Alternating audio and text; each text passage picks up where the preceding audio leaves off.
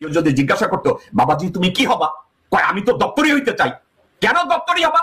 দপ্তরি হইলে অর্ধেক শাহজাহানপুরের মালিক হওয়া যায়। কিরে বাবা তুমি কি চাকরি করবা? আমি তো কবর গোরখদক হব, কবর খুলবো। কেন? কবর খুললে আমি তো অর্ধেক শাহজাহানপুরের মালিক হব। বিএনপি কোথায় দাঁড়িয়ে আছে শুনবেন, দেখেন বিএনপি কোথায় দাঁড়িয়ে আছেন। যে জিয়াউর রহমান সাহেব বলছে ভারতের আগ্রাসী ভূমিকার জন্য ভারতের রাষ্ট্রীয় কোন টুলস বাংলাদেশে থাকতে পারবে না, আজকে সেই বিএনপির এক নেতা বলে আমরা তো ভারতীয়। শুনেছেন? বলছে আমরা ভারতীয়। এখন এই ইন্ট্রোডাকশনের পরে আপনাদেরকে আমি একটা কথা বলি, আজকের বিএনপির কি অবস্থা, এই মুহূর্তে বিএনপির কি অবস্থা। এই মুহূর্তে বিএনপি 8 থেকে 10 জন বিএনপির সর্বোচ্চ নেতা আছে যারা পুরো দলটাকে জিম্মি করে রেখেছে। এই 8 থেকে 10 জন নেতা বিএনপিকে খোকলা করে দিচ্ছে। এই 8 থেকে 10 জন নেতা বেগম জিয়াকে হাজতে ঢুকিয়েছে। এই 8 থেকে 10 জন নেতা বিএনপির মূল নীতিগুলোকে একের পর এক ধ্বংস করে বিএনপিকে দল হিসাবে একটা বিধবা মহিলায় রূপান্তরিত করেছে। এখানে অগ্রণী ভূমিকা কে পালন করেছে? মির্জা ফখরুল ইসলাম আলমগীর, মির্জা আব্বাস, আব্দুল আওয়াল মিন্টু, আমির খুসরু মাহমুদ চৌধুরী, ইকবাল হোসেন টুকু, সালাউদ্দিন। আমি ওই দুইটা বেটি আছে না, এদের নামও আমার নিতে ইচ্ছা করে না, বটতলার উকিল কি রুমিন্না কুমিন্না সুমিন ফারহানা সে এবং সামাওয়াত। আমি কারো নামের মধ্যে বাদ দিছি কিনা হয়তো নামগুলো আবার টানবো। এদের আমি কয়েকদিন আগে আপনাদের হানি ট্র্যাপ মানি ট্র্যাপ নিয়ে কথা বলছিলাম। এদের সবার মানসিকতা বর্তমানে এই, যে কোনো মূল্যে আমাদেরকে একটা জিনিস প্রমাণ করতে হবে। কোন জিনিস? আমরা তো ভারতীয় হবে, আমরা তো ভারতীয়, আমাদেরকে এটা যে কোনো মূল্যে প্রমাণ করতে হবে আমরা তো ভারতীয়, আমরা তো ভারতীয়। আবার কয়েকদিন আগে মির্জা আব্বাস আমাকে যখন গালি দিচ্ছে তখন সে কথা ইনসিস্ট করতেছে আওয়ামী লীগকেও ভালোবাসতে হবে। অর্থাৎ আমরা যারা বাংলাদেশের রিফর্ম চাই, বাংলাদেশকে পুনর্গঠন করতে চাই, সংবিধানের পরিবর্তন করতে চাই, আওয়ামী লীগকে নিষিদ্ধ করতে চাই, তারা বলে এরা কি চায়? এরা আওয়ামী লীগ বিএনপিরে ভালোবাসে না। একবার বলে নাই বিএনপিকে ভালোবাসে না। এই কথা যদি বলতো তাইলে দপ্তরের পোলা শুয়োরকে বলতাম তুই বোধহয় কিছুটা ঠিক আছিস, কিন্তু তাদের হারাম খাওয়া এই জানতে পারে না। বলছে কি আওয়ামী লীগ আর বিএনপি রে ভালোবাসে না। চলছে ওরা আসলে চাচ্ছেটা কি? ওরা বিএনপিকে কিংবা আওয়ামী লীগকে কিংবা অন্য কাউকে ওরা ভালোবাসে না। ও এখন বলছে আওয়ামী লীগ বিএনপি করলে আওয়ামী লীগকে ভালোবাসতে হবে। এই দপ্তরের পোলা গোরখদকের পোলা বলতেছে আওয়ামী লীগকে ভালোবাসতে হবে, কারণ গত 17 বছর না 91 সাল থেকে আজ অবধি যত অপশাসন, দুর্নীতি, চুরি, গুম, খুন, চাঁদাবাজি যা কিছু হয়েছে তার বেনিফিট দপ্তরের ছেলে বলে পুরা শাহজাহানপুর নাকি ওর বাপের। মির্জা আব্বাস দপ্তরের চাকরি কইরা আর কবর খুইদা আর পুরি বেচা কেউ যদি পুরো শাহজাহানপুরের মালিক হয়, আচ্ছা তোরে কি কেউ 2 আর 2 4 যোগ শিখাইছে? হ্যাঁ আব্বাস, আমার তো মনে হয় না তোরে কেউ শিখাইছে। যদি পুরি এই স্কুলের দপ্তরে হইয়া আর পুরি বেচা আর কবর খুইদা যদি অর্ধেক শাহজাহানপুরের মালিক হয়, তাহলে লোকজন ইন্ডাস্ট্রি খুলে কেন? তাহলে লোকজন স্কুলে গিয়ে লেখাপড়া করে কেন রে আব্বাইসা? তাহলে লোকজন জজ ব্যারিস্টার হয় কেন? এত বড় ডেভেলপার কেন হয়? তাহলে তো সবাই স্কুলের দপ্তরই হইতো। কেউ যদি জিজ্ঞাসা করতো বাবাজি তুমি কি হবা, কয় আমি তো দপ্তরই হইতে চাই। কেন দপ্তরই হবা? দপ্তরই হইলে অর্ধেক শাহজাহানপুরের মালিক হওয়া যায়। কিরে বাবা তুমি কি চাকরি করবা? আমি তো কবর গোরখদক হব, কবর খুলবো। কেন? কবর খুললে আমি তো অর্ধেক শাহজাহানপুরের মালিক হব। কেউ যদি বলে বাবা তুমি কি হবা? আমি পুরি বিক্রি করব। কেন পুরি বিক্রি করবা?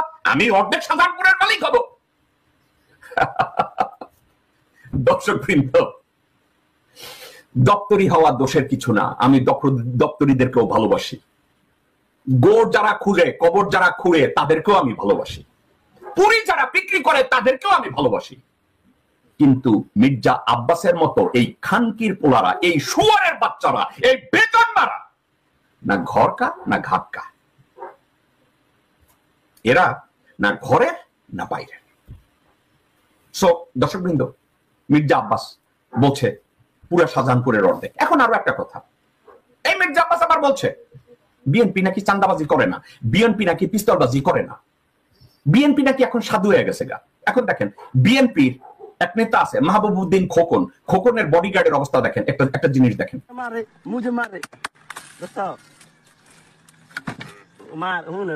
তোর কথা কি রে, কি কয় কিনি, এটা মানে খারাপ লাগবে একবার কথা তুই বলে 16 কেন রে? আচ্ছা ওকে ধন্যবাদ, 80 টাকা দেখছেন মাহবুবউদ্দিন খোকনের আমকাটা পিস্তল লইয়া পকেটে ঢুকায় আর হিন্দিতে গান গায় মুঝে মারো। ওর মতো লোক পিস্তল পকেটে লয় আর কয় মুঝে মারো। আমার তো মনে হয় ওকে ওর ইনভাইট করতেছে মোর গোয়া মারো। এই শুয়ারের বাচ্চারা খুঁজতে বের করে পুলিশ কেন এখনো গ্রেফতার করে নাই? মাহবুবউদ্দিন খোকনরে কেন গ্রেফতার করা হয় নাই? এ ধরনের লোকজনকে তারা পালে। কে পালে? বিএনপি। এবং টকশোতে যারা যায়, টকশোতে গিয়া তারা রাজনৈতিক কথা বলে, রাইট? এবং তাদের কথাবার্তার নমুনা শুনেন এবং বাসও খায়। এই বাসটা শুনেন কি বলে। না, আমি এটা যাওয়ার আগে আমি বলতে চাই, মির্জা ফখরুল উনি যখন বিএনপির রাজনৈতিক মিটিং এ যায়, উনাকে যদি কেউ আমার টোনে জিজ্ঞাসা করে এই নিয়ে আন্দোলন ঠিক মতো করেন না, এই নিয়ে আপনি সব জায়গায় হিজড়ার মতো কাম করেন, তখন সে কি করে জানেন? বিএনপির নেতা কর্মীদের ধমক দেয়। উনি দেখেন কিভাবে ধমক দেয় মির্জা ফখরুল, কারণ সে ভারতের সুপারি খাইছে, ওনার ফ্যামিলিরা দ্বৈত নাগরিক, ভারতের নাগরিক, ওনার বউ ভারতের নাগরিক এবং বাংলাদেশের নাগরিক, উনি নিজে ভারতের নাগরিক এবং বাংলাদেশের নাগরিক। দেখেন এই শুয়ারের বাচ্চা বিএনপির নেতা কর্মীদের গালি দেওয়ার সুযোগ পাইলে, মর্দান দেখি দেখাইতে গেলে সে নেতা কর্মীদের গালি দেয়। শুনেন সে কি বলে। তুমি জানো না, ইউ ডোন্ট নো। এই দাঁড়াও, বাজে কথা বলবো না। এই ছেলে কে তুমি? তুমি নিচে নেমে এসো। তুমি জানো না সেটা চাই সুন্দর কথা বলছো। তুমি জানো না, আমি জানি বলে বলছি। এই বেয়াদব চুপ। শুনছেন? শুনছেন? ভারতের এবং বাংলাদেশের নাগরিক মির্জা ফখরুল, সে নেতা কর্মীদের সামনে গেলে মর্দাঙ্গি দেখছেন, সে সব জানে। কিন্তু যখন বিপ্লবের সময়, আন্দোলনের সময় মঞ্চে উঠে, তখন লোকজনের দিকে পুলিশ দেখা, সামনে লোক দেখা বলে এখন কি বলবো। উনি সব জানে, কিন্তু তখন বলে এবার কি বলবো। তার আচরণ দেখছেন নিজের কর্মীদের সাথে, এই হচ্ছে তার আচরণ। কর্মীরা কেউ তার সাথে যায় না, তার পাশে দাঁড়ায় কথা বলতে পারে না। এবং এই বলদের বাচ্চা বলদ প্রায় বলে সে সংস্কার আগে চায়, এই জন্য সে লোকজনের সাথে একত্র হয়ে আন্দোলন করার জন্য 2 দিন আগে এক লোকের কাছে গেছে। কার কাছে গেছে? আসম রবের সাথে একটা মিটিং এ গেছে এই ব্যাক্য এই মির্জা ফখরুল। যাওয়ার পরে আসম রবরে তো আসে ভাষণ শিখাই দিতে পারে না। আসম রব তো ভারতের পুরান পাপী। এই আসম রব মরার আগে চিন্তা করছে, হোলি শিট, আমি রয়ের বুক খাইছি। দেখেন আসম রবের সামনে মির্জা ফখরুল তার মুখ ঢাকতেছে। দেখেন যাদের লাশ পড়িয়ে দিয়েছে, যাদের বৃদ্ধ লাশের উপর গুলি চালিয়েছে, তারা কি রক্ত দিয়েছে নির্বাচনের জন্য? আমি শুধু আপনাদের কাছে বলতে চাই, নির্বাচন আমরা অবশ্যই করব, নির্বাচন অবশ্যই লাগবে। তবে সংস্কার ছাড়া নির্বাচন করে যে এই জাতির কোন লাভ, এই রক্তের সাথে বিশ্বাসঘাতকতা করা, শিশু, কিশোর, যুবক, শ্রমজীবী, কর্মজীবী, পেশাজীবী, পুরুষ, মহিলা, যারা রক্ত দিয়েছে, যারা জীবন দিয়েছে, যারা আহত, যাদের চোখ জীবনে আর কোনোদিন তাদের জয়লাভের পরে সেই বাংলাদেশ দেখবে না, তারা আহত শত শত, নিহত শত শত, শিশু পঙ্গু হয়ে গেছে অনেকে। অনেকের পরিবারের এই শিশু সন্তানের পালন করা মা বলছে আমি ভাত নিয়ে বসে আছি, আমার সন্তান কোথায়? মির্জা ফখরুল মুখে হাত দিয়ে বসে আছে, মির্জা ফখরুল খুঁজে পাইতেছে না।